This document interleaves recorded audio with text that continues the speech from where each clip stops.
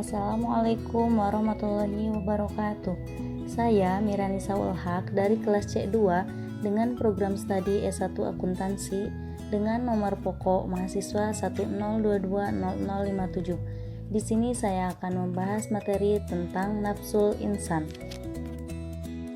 Nafsul insan mempunyai dua kata, yaitu nafsu dan insan. Nafsu berarti sebuah perasaan atau kekuatan emosional yang berasal dalam diri seorang manusia, sedangkan insan berarti manusia atau diri sendiri. Dalam diri manusia itu terdapat nafsu, yang mana nafsu tersebut tergolong ketiga nafsu, yaitu nafsu mutmainnah, nafsu lawwamah, dan nafsu amarah.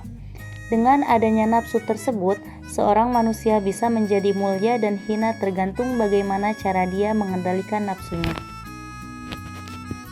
Jiwa dalam bahasa Arab dikenal dengan istilah nafs, merupakan suatu kata yang memiliki arti banyak, sehingga harus dipahami sesuai dengan penggunaannya.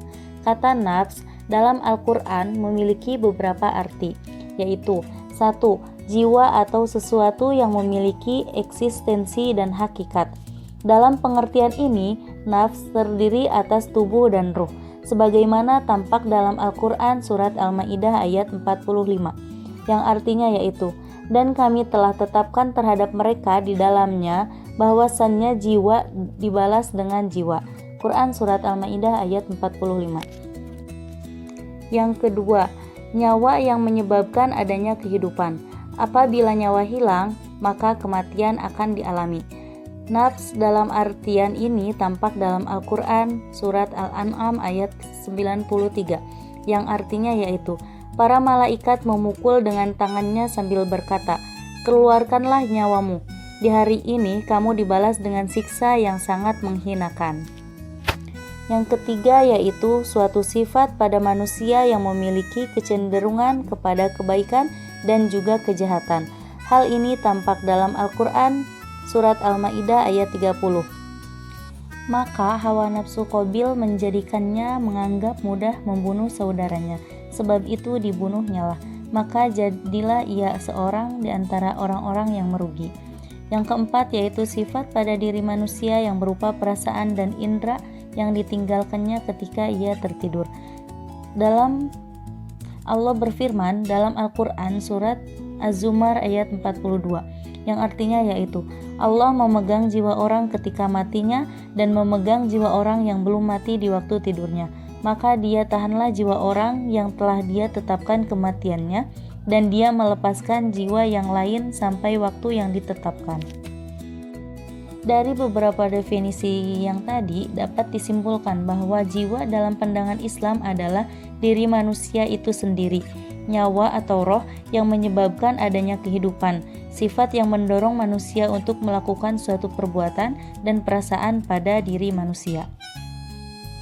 Tingkatan nafsu manusia terbagi menjadi 3 tingkatan, yaitu yang pertama, nafsul mutmainnah adalah jiwa yang telah mendapat ketenangan, telah sanggup untuk menerima cahaya kebenaran Sang Ilahi, juga jiwa yang telah mampu menolak menikmati kemewahan dunia dan tidak bisa dipengaruhi oleh hal tersebut.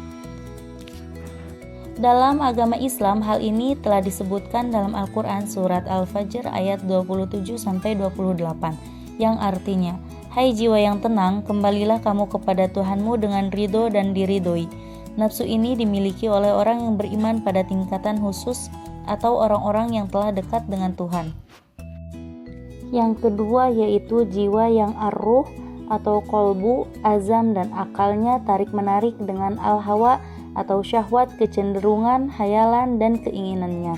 Jenis jiwa yang seperti ini kecenderungannya masih terpengaruhi ar-ro'yu atau rasio, sedangkan ar-ro'yu seringkali pijakannya adalah zan atau sangkaan.